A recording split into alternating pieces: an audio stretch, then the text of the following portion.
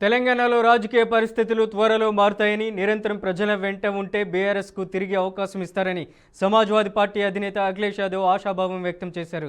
ప్రజల పక్షాన నిలబడి పోరాడితే ప్రజలు తప్పకుండా అండగా ఉంటారని వ్యాఖ్యానించారు. హైదరాబాద్ పర్యటనలో భాగంగా బీఆర్ఎస్ అధినేత కేసీఆర్ నివాసానికి అఖిలేష్ కేటీఆర్తో భేటీ అయ్యారు. శాసనసభ ఎన్నికల్లో అధికారం కోల్పోయినప్పటికీ పార్లమెంట్ ఎన్నికల్లో అద్భుత విజయం సాధించి దేశంలోని మూడో అతిపెద్ద పార్టీగా ఎస్పీని నిలబెట్టిన అఖిలేష్ తీరు తమకు స్ఫూర్తిదాయకమని కేటీఆర్ అన్నారు. అదే స్ఫూర్తితో బీఆర్ఎస్ కూడా బౌన్స్ బ్యాక్ అవుతుందని, మళ్ళీ అధికారంలోకి వస్తుందని ధీమా వ్యక్తం చేశారు. అఖిలేష్ యాదవ్ మరోసారి హైదరాబాద్ వచ్చినప్పుడు కేసీఆర్తో సమావేశం అవుతారని తెలిపారు. साथी केटीआर जी का और इनसे मिलकर के अपनापन लगता है। मैं हैदराबाद जब भी आता था मिला मैं, और इनके साथियों ने, पार्टी के लोगों ने हमेशा स्वागत के साथ सम्मान किया। और राजनीति में तो उतार चढ़ाव रहते ही हैं। राजनीति में जनता कभी स्वीकार करती है, कभी जनता हमें मौका देती है कि हम फिर देखें चीज़ों को। मैं जो बातचीत में जो बात हम लोग बात कर रहे थे कि एक समय था कि हम लोग भी बहुत कम सीटें जीते थे, लेकिन जनता के बीच में रहे उसी जनता ने हमारी मदद की और आज बीजेपी नंबर 2 पर है वहाँ।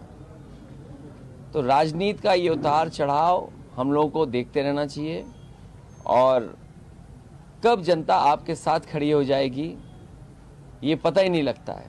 हमें उम्मीद है कि चीज़ें बदलेंगी, और जो देश को ज़रूरत है कि देश प्रोग्रेस के रास्ते पे जाए, एक विज़न के साथ जाए, डिवीज़न की पॉलिटिक्स ख़त्म हो, पॉजिटिविटी आए, प्रोग्रेस की बातें हों।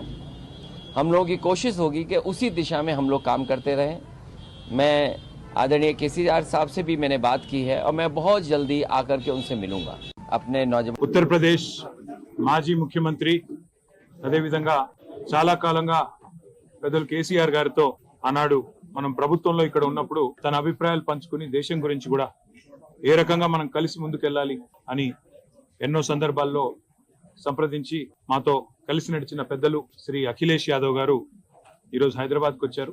వచ్చినప్పుడు వారు పెద్దలు కేసీఆర్ గారిని నేను కలవాలి, తప్పకుండా వారి ఆశీర్వాదం తీసుకోవాలి అని సంప్రదించినప్పుడు కేసీఆర్ గారు తప్పకుండా మళ్ళీ తొందరలో కలుసుకుందాం, మరి ఈసారి మా పార్టీ నాయకులు అందరు కూడా మీకు స్వాగతం చెప్తారు అంటే, వారు స్వయంగా నాకు స్వాగతం చెప్పడం కాదు, నేనే వస్తాను మీ దగ్గరికి అని చెప్పి వాళ్ళ ఇక్కడ కేసీఆర్ గారి ఇంటికి వచ్చి మా ఆతిథ్యాన్ని స్వీకరించి మరి మాతో ఇక్కడ కొంతకాలం గడిపినందుకు వారికి స్వాగతం తెలుపుతూ ధన్యవాదాలు తెలుపుతూ, అఖిలేష్ యాదవ్ గారు ఈరోజు ఏ రకంగానైతే మరి శాసనసభకు జరిగిన ఎన్నికల్లో అధికారం కోల్పోయిన తర్వాత కూడా 37 మంది ఎంపీలను వారు గెలిపించుకొని తిరిగి మూడవ అతిపెద్ద పార్టీగా లోక్సభలో వాళ్ళు అవతరించారు. అదే స్ఫూర్తితో తప్పకుండా భారత రాష్ట్ర సమితి కూడా भविष्य కొనసాగుతుంది. 2024 में 37 एमपीज को लेके फिर वापस दिल्ली पहुंचे, तो हम भी उम्मीद रखते हैं, इंस्पायर होते हैं आपसे, आपकी पार्टी से, और आगे भी फिर एक बार बाउंस बैक करेंगे और फिर एक बार सत्ता में आने की कोशिश करेंगे। बस यही कह रहा था। आपकी स्वागत है। उत्तर प्रदेश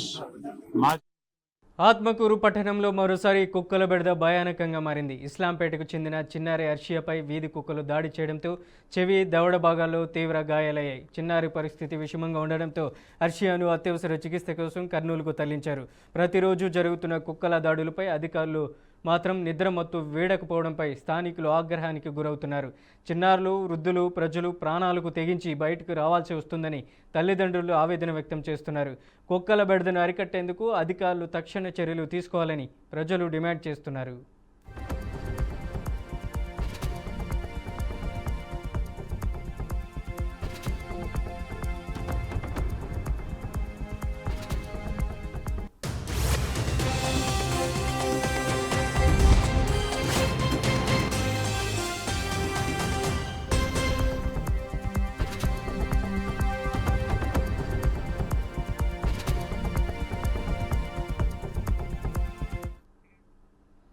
తెలంగాణ రాష్ట్రంలో రెండవ దశ గ్రామ పంచాయతీ ఎన్నికలు ప్రచారం ముగియడంతో అధికారులు పోలింగ్కు సన్నద్ధమవుతున్నారు. మొత్తం 4332 గ్రామ పంచాయతీలు, 29903 వార్డు సభ్యుల స్థానాలకు రెండో విడతలో ఎన్నికలు జరగనున్నాయి. ఈ విడతలో ఇప్పటికే 415 సర్పంచ్ స్థానాలు, 8304 వార్డులు ఏకగ్రీవమయ్యాయి. మిగిలిన 3911 సర్పంచ్ స్థానాలకు ఈ నెల 14వ తేదీన పోలింగ్ జరగనుంది. ఇక దాదాపు ఈ స్థానాలను 28,278 మంది అభ్యర్థులు పోటీలో ఉన్నారు. పోలింగ్ ఉదయం 7 గంటల నుంచి మధ్యాహ్నం 1 గంట వరకు కొనసాగనుంది. అనంతరం 2 గంటల నుంచి కౌంటింగ్ ప్రక్రియ ప్రారంభం కానుంది.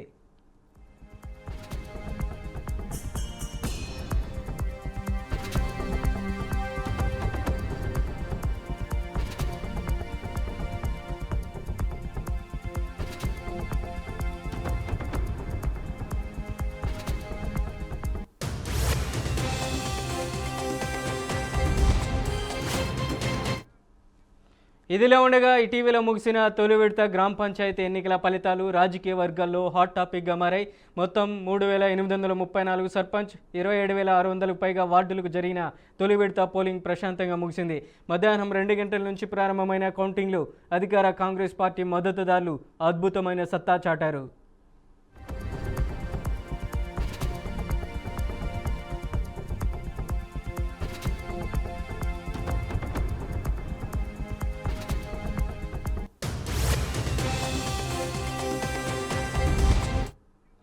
తొలి విడతలో మెజార్టీ స్థానాలను కైవసం చేసుకున్న కాంగ్రెస్ బలపరిచిన అభ్యర్థులు ఏకంగా 2,872 స్థానాలు విజయం సాధించారు.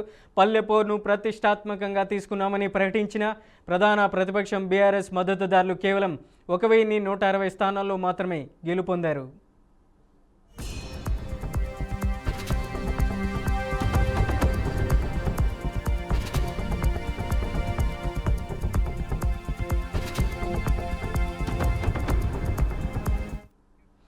బీజేపీ మద్దతుదారులు దారుణంగా కేవలం 195 స్థానాలకే పరిమితమయ్యారు. 460 మంది స్వతంత్ర అభ్యర్థులు కూడా విజయం సాధించారు. తొలి విడత ఎన్నికల సందర్భంగా కౌంటింగ్ సమయంలో ఎలాంటి అవాంఛనీయ ఘటనలు చోటు చేసుకోకుండా పోలీసులు కట్టుదిట్టమైన బందోబస్తు ఏర్పాటు చేశారు. డీజీపీ శివధర్ రెడ్డి ఆదేశాల మేరకు విజయోత్సవ ర్యాలీలకు అనుమతి ఇవ్వలేదు.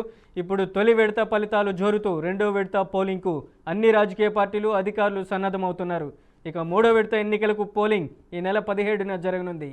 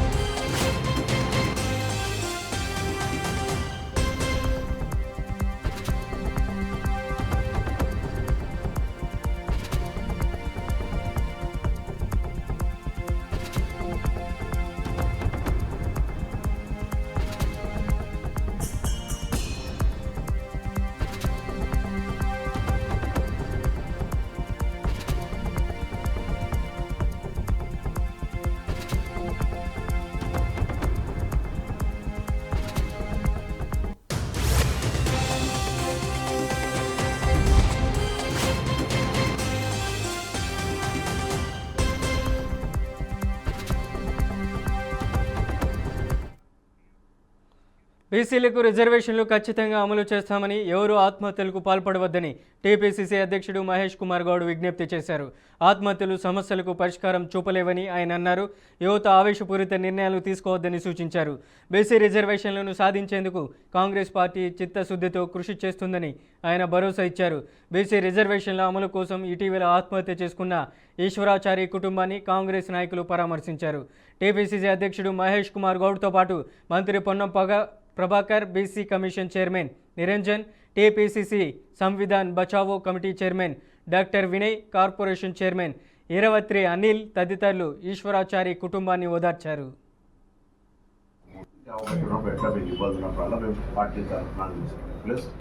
బ్యాక్వర్డ్ క్లాస్ లీడర్ మీరు స్పందిస్తాం. ప్లస్ నీకు ఏమైనా దీని తర్వాత 11 రోజులు అయిపోయినాక నాకు ఆధార్ కార్డు తీసుకొచ్చి ఇందిరా బిల్లు ఇచ్చే బాధ్యత మాదని చెప్పి ఇందిరా బిల్లు ఇస్తాను. ఆయన ఉద్యోగం చేస్తుందా, ఉద్యోగం చేస్తా ఎవరన్నా శ్రీకాకుళంలో ఎక్కడో కాడ ఈశ్వరాచారి కుటుంబ సభ్యులు పరామర్శ జరిగింది. 3 పిల్లలు ఉన్నారు. వారి భవిష్యత్తు కోసం అన్ని రకాల సహాయ సహకారాలు అందిస్తామనే మాట నేను, మంత్రివర్యులు, పెద్దలందరూ కూడా చెప్పడం జరిగింది. ఇలాంటి సంఘటనలు ఇంక ముందు జరగకూడదు. కాంగ్రెస్ పార్టీ బీసీలకి రావాల్సిన రిజర్వేషన్ కోసం కట్టుబడి ఉంది. ఆ విషయంలో తుది వరకు పోరాటం చేయాలని రాష్ట్ర ముఖ్యమంత్రి రేవంత్ రెడ్డి గారితో పాటు కాంగ్రెస్ నాయకులందరం కూడా రాహుల్ గాంధీ గారి ఆశయం మేరకు పనిచేస్తూ ఉన్నాం. బీసీ సంఘాలకి, బీసీ యువకులకి నా విజ్ఞప్తి, మంచి రోజులు వస్తాయి, తొందరపడద్దు.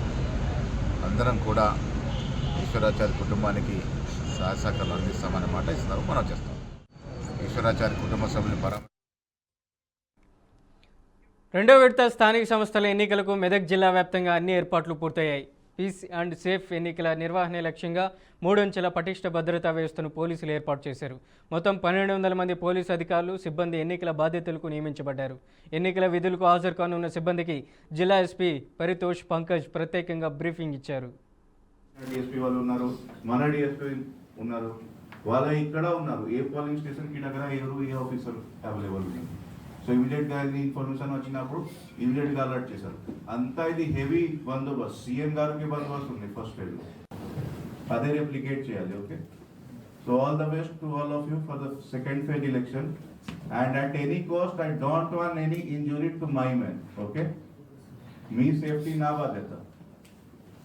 సో అట్ ఎనీ కాస్ట్ ఒక చిన్న ఇంజురీ కాకుండా just conclude the election peacefully. If anything happens immediate. Sky drive చేసేందుకు ఓ వ్యక్తి చేసిన ప్రయత్నం అతడిని గాలిలోనే ప్రాణభయాన్ని చూపించింది. ఇందుకు సంబంధించిన వీడియో నెట్టింట వైరల్గా మారింది. ఆస్ట్రేలియాలో స్కై డ్రైవ్ చేసేందుకు సిద్ధమైన ఓ వ్యక్తి పారాచూట్తో సహా విమానం వెనక భాగంలో చిక్కుకొని చాలాసేపు గాలిలోనే వేడాల్సి వచ్చింది. ఇక 15 అడుగుల ఎత్తులో ప్రధానంగా అక్కడ స్కై డ్రైవింగ్ చేస్తూ ప్రాణానికి ఇబ్బంది పడ్డారు. 15,000 అడుగుల ఎత్తు నుంచి స్కై డ్రైవింగ్ చేసేందుకు కొందరు వ్యక్తులు సిద్ధమయ్యారు. ఈ క్రమంలో ఓ స్కై డ్రైవర్ పారాచూట్ సహాయంతో విమానం నుంచి బయటకు దూకే ప్రయత్నం చేస్తుండగానే గట్టిగా విచ్చిన గాలితో పారాచూట్ తెరుచుకొని అది విమానం తోక భాగంలో చిక్కుకుంది. దీంతో స్కై డ్రైవర్ చాలాసేపు గాలిలోనే వేలాడుతూ ప్రమాదాన్ని తప్పించుకునేందుకు ప్రయత్నించాడు. చివరకు తన వద్ద ఉన్న రెండో పారాచూట్ విప్పడం ద్వారా స్కై డ్రైవర్ సురక్షితంగా కిందకు దిగాడు. ఆ వెంటనే పైలట్ కూడా విమానాన్ని సేఫ్గా ల్యాండ్ చేశాడు.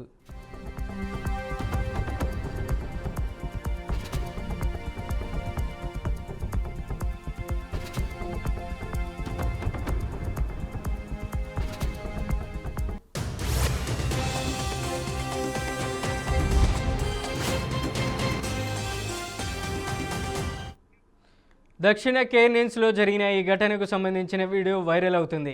ఈ ఘటనలో స్కై డ్రైవర్కి ఎలాంటి ప్రమాదం జరగలేదని, సురక్షితంగా బయటపడ్డాడని అధికారులు వెల్లడించారు. ప్రమాదంపై దర్యాప్తు చేస్తున్నామని తెలిపారు.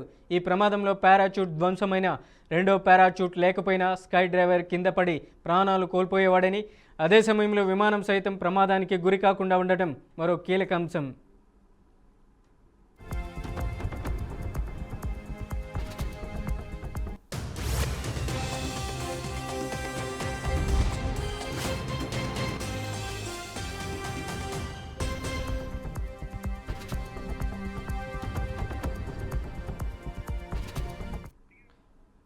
పంచాయతీ ఎన్నికల్లో కాంగ్రెస్ విజయంపై టీపీసీసీ చీఫ్ మహేష్ కుమార్ గౌడ్ కీలక వ్యాఖ్యలు చేశారు. సీఎం రేవంత్ రెడ్డి నాయకత్వంలో 2 ఏళ్లుగా జరుగుతున్న అభివృద్ధి, సామాన్యుడికి అందుతున్న సంక్షేమ పథకాల పట్ల ప్రజలు సంతోషంగా ఉన్నారు అనడానికి ఈ ఫలితాలే ఉదాహరణ అన్నారు. 10 ఏళ్ల బీఆర్ఎస్ పాలనలో కేవలం 50,000 మించకుండా ఉద్యోగాలు ఇస్తే కాంగ్రెస్ అధికారంలోకి వచ్చిన 2 ఏళ్లలోనే 80,000కు పైగా ఉద్యోగాలు ఇచ్చినందుకు కాంగ్రెస్ను ఆదరించారన్నారు. ముఖ్యమంత్రి రేవంత్ రెడ్డి గారి నాయకత్వంలో గత 2 సంవత్సరాలుగా జరుగుతున్న అభివృద్ధి, సామాన్యుడికి అందుతున్నటువంటి సంక్షేమం పట్ల ప్రజలు సంతోషంగా ఉన్నారని చెప్పడానికి ఎన్నిక ఒక ఉదాహరణ. ఇది కాంగ్రెస్ కార్యకర్తల విజయం. రేవంత్ రెడ్డి గారి ముఖ్యమంత్రి గారి నాయకత్వంలో మా మంత్రులు, శాసనమండలి సభ్యులు, శాసనసభ్యులు, పార్లమెంట్ సభ్యులు, కార్పొరేషన్ చైర్మన్స్, సీనియర్ కాంగ్రెస్ నాయకులందరూ కృషి వల్ల ఇవాళ ఇంత పెద్ద ఎత్తున ప్రజలు కాంగ్రెస్ మద్దతుదారులకు పట్టం కట్టినారు. మిత్రులారా, మీకు తెలుసు 2 సంవత్సరాలకి ముందు, ఎన్నికలకి రాకముందు కాంగ్రెస్ పార్టీ ఇచ్చిన మాటని నిలబెట్టుకునే ప్రయత్నంలో మేము ఇచ్చినటువంటి ఉద్యోగాలు 80,000కి పైగా ప్రభుత్వ ఉద్యోగాలు ఇవ్వడం, వాళ్ళు 10 ఏళ్ళు బీఆర్ఎస్ అధికారుల నుండి 50,000 మించుకుంటే మేము కేవలం 15 మాసాల్లో 80,000కు పైగా ఉద్యోగాలు ఇచ్చిన తీరు, ఆ తీరును హర్షించిన ప్రజలు ఇవాళ మాకు పట్టం కట్టారని చెప్పక తప్పదు. అల్లూరి బస్సు ప్రమాద బాధిత కుటుంబాలను మంత్రి మండిపల్లి రాంప్రసాద్ పరామర్శించారు. భద్రాచలం ఆసుపత్రికి వెళ్లి మృతుల కుటుంబాలను పరామర్శించారు. ఈ క్రమంలోనే బస్సు ప్రమాద బాధితులకు ఆంధ్రప్రదేశ్ ప్రభుత్వం పరిహారం ప్రకటించింది. మృతుల కుటుంబానికి 5 లక్షల చొప్పున, గాయపడిన వారికి 2 లక్షల ఎక్స్గ్రేషియా ఇవ్వనున్నారు. అదేవిధంగా పీఎం రిలీఫ్ ఫండ్ నుంచి 2 లక్షలు, క్షతగాతులకు 50,000 సాయం అందనుంది.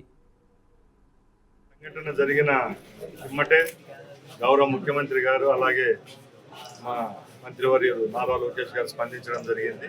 స్థానిక కలెక్టర్ గారు అలాగే స్థానిక శాసనసభ్యులు కూడా పొద్దున్నే ఇక్కడికి రావడం, ఇక్కడ ఎవరైతే క్షతగాత్రులు ఉంటారో వాళ్ళకి మెరుగైన చికిత్స అందించడం జరుగుతూ ఉంది.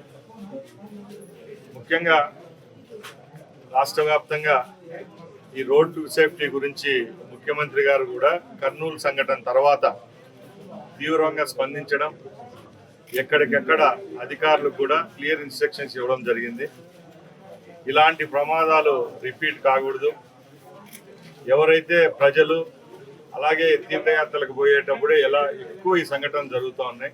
ఈరోజు ఈ సంఘటన విషయానికి వస్తే ఇది టూరిస్ట్కి సంబంధించిన బస్సు అండి. మీ అందరికీ తెలుసు, టూరిస్ట్ బస్సులు అంటే రెగ్యులర్గా ఫ్లై అయ్యే బస్సులు కావు ఇవి. ఇక్కడికి వచ్చే డ్రైవర్లు కూడా ఎప్పుడో ఒకసారి ఈ ప్రాంతాలకు ఏదో కొత్తగా గిరాకీ దొరికినప్పుడు వస్తారు కాబట్టి ఈ ప్రమాదం జరిగే సంఘటనలు, ఈ బ్లాక్ స్పాట్స్ గురించి కూడా వాళ్ళకి అంత అవగాహన ఉండదు. ఈ రోజు జరిగిన సంఘటన కూడా అదే కోవకు చెందింది. ఇప్పుడు ప్రిలిమినరీ రిపోర్ట్ ఏదైతే ఉందో మా అధికారులు చెప్పే ప్రకారం పొద్దున్నే సంఘటన జరిగిన టైమింగ్ ఒకటి 3:30 ఆ ప్రాంతం, అంటే గాఢ నిద్రలో ఉంటారు ప్రయాణికులు కూడా. బస్సుకు సంబంధించి ఇప్పటి వరకు మా దగ్గర ఉండే రిపోర్ట్స్ పరంగా డీటెయిల్స్ అయితే బస్సు అయితే ఫిట్ గా ఉంది. అలాగే ఆ సంఘటన జరిగిన స్పాట్ అయితే కరువు, ముందు కూడా ప్రమాదాలు జరిగిన స్పాటే కాబట్టి ఏదేమైనా కూడా ఈ సంఘటన అయితే చాలా. AP deputy CM Pawan Kalyan భారత మహిళల ఆంధ్రుల క్రికెట్ జట్టుతో భేటీ అయ్యారు. మంగళగిరిలోని క్యాంప్ కార్యాలయంలో క్రికెటర్లు, శిక్షకులు, సహాయక సిబ్బందితో సమావేశమయ్యారు. ప్రపంచ కప్ సాధించిన క్రీడాకారులను అభినందించారు.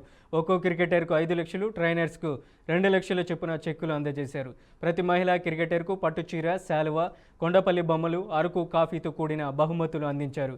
కాగా తమ గ్రామానికి రోడ్డు వేయాలని కెప్టెన్ దీపిక పవన్ కళ్యాణ్ను కోరారు. దీనిపై సానుకూలంగా స్పందించిన డిప్యూటీ సీఎం తక్షణ చర్యలకు ఆదేశించారు.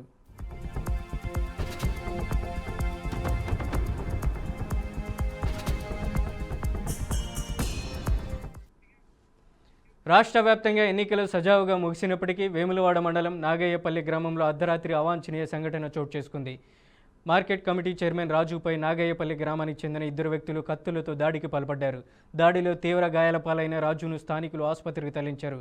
ఘటన విషయం తెలిసిన వెంటనే స్పందించిన ప్రభుత్వ విప్ ఆది శ్రీనివాస్ ఆసుపత్రిలో బాధితుడిని పరామర్శించారు. వైద్యులకు సరైన వైద్యం అందించాలని సూచించారు. బాధితుడు రాజు ఇచ్చిన ఫిర్యాదుతో పోలీసులు కేసు నమోదు చేసి దర్యాప్తు చేపట్టారు. మధు భార్య బయట నీ సంగతి చెప్తా అని అనడం జరిగింది. ఏం నా సంగతి ఏం చెప్తావు అంటే నీ సంగతి అవుతుంది, నీ సంగతి అని అన్నది. రిజర్వ్గా పోలీసులు వాళ్ళని బయటకు పంపించారు. లోపల నుంచి వాళ్ళు ఉంచడం జరిగింది. తర్వాత నాగపల్లి, పోషపల్లి ర్యాలీలో పాల్గొనడం జరిగినాక మా ఉప సర్పంచ్ ఇంకైనా వినోద్ ఇంటికి మేము పోయి అక్కడ